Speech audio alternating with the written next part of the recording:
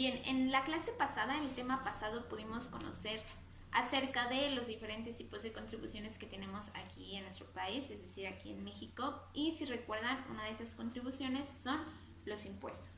Aquí en México tenemos una serie de impuestos, pero específicamente el día de hoy en este video vamos a hablar acerca del impuesto sobre la renta y quién lo regula. Y bueno, primero que nada debemos de conocer que el impuesto sobre la renta, o mejor conocido, mejor nombrado aquí en México como el ISR por sus siglas, es una carga fiscal que es aplicable a los contribuyentes cuando sus ingresos incrementan el valor de su patrimonio. Entonces, derivado de esto, todos los contribuyentes, ya sean personas físicas o morales, estamos obligados al pago de este impuesto, es decir, al pago del impuesto sobre la renta. Y para esto tenemos la ley del ISR que se encarga de regular toda esta parte. Entonces, la ley del ISR es importante mencionarles que se actualiza cada año. Es decir, siempre que nosotros como profesionistas trabajemos algo relacionado a este tema, es decir, a lo mejor vamos a realizar el cálculo de alguna persona física con actividad empresarial, por ejemplo, es importante que tengamos en cuenta que debemos usar siempre la ley del ISR que esté vigente, porque cada año salen nuevas disposiciones, se realizan algunos cambios, algunas modificaciones, entonces es importante que siempre trabajemos con la que esté vigente.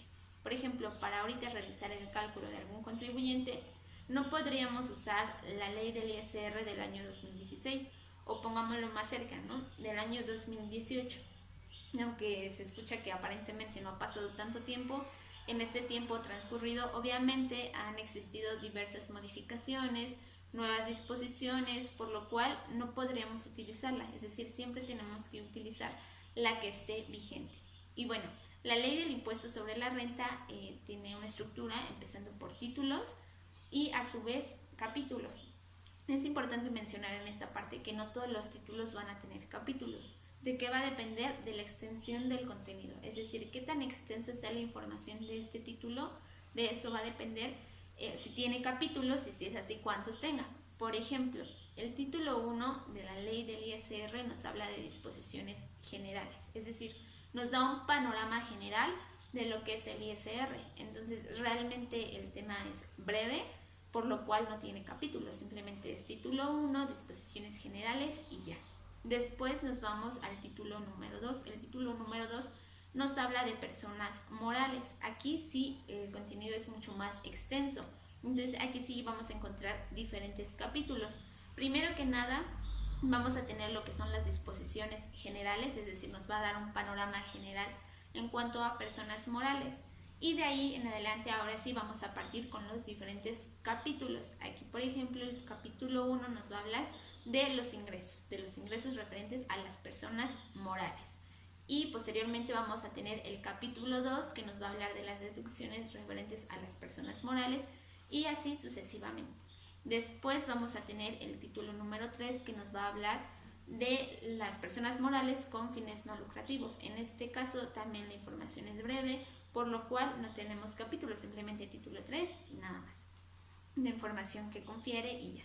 Después vamos a tener el título 4, el cual nos habla acerca de personas físicas y aquí vamos a encontrar una serie de capítulos. Este contenido es muy extenso porque, como lo habíamos visto en el tema pasado, lo tocamos muy por encima. En cuanto a personas físicas tenemos diferentes regímenes, por ejemplo, tenemos sueldos y salarios, tenemos persona física con actividad empresarial, tenemos régimen de incorporación fiscal, arrendamientos, entre otras. Entonces realmente este título es el más extenso dentro de la ley del ISR por todo el contenido de información que tiene. Y bueno, este es el título 4, como les comentaba. Después nos vamos a ir con el título 5, que nos habla de los residentes en el extranjero con fuentes de riqueza establecidas en territorio mexicano, bueno, en territorio nacional para nosotros, territorio mexicano. Y así sucesivamente vamos a tener diversos títulos. No es que dejen de ser más importantes unos o que sean más importantes otros, simplemente yo considero que los más utilizados pues son estos primeros, bueno, inclusive el tercero, ¿no?, el que habla de personas morales con fines no lucrativos, pero sí el de personas morales, el de personas físicas, Por ejemplo, más adelante tenemos, les decía, diferentes títulos, partiendo obviamente del 1 y llegamos hasta el 7. El 7 nos habla de estímulos fiscales. Entonces, obviamente es importante, pero para ciertos sectores en específico, y normalmente, si ustedes voltean a su alrededor, en general, por ejemplo, el título 2 y el título 4 es los que más se pueden ver, ¿no? O sea, si vemos los negocios que tenemos a nivel general a nuestro alrededor, pues vamos a tener empresas, ¿no? SADCB, vamos a tener pequeños negocios, ya sean las tiendas, papelerías, carnicerías y demás, que entrarían en el RIF, en el régimen de incorporación fiscal.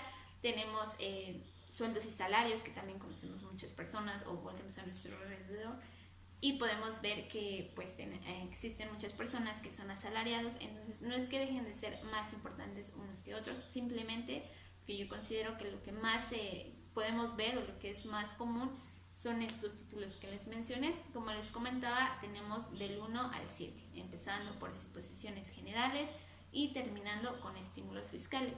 Y bueno, prácticamente esa es la manera en la que se estructura la ley del ISR, y la ley del ISR obviamente nos va a regir toda la parte del impuesto sobre la renta.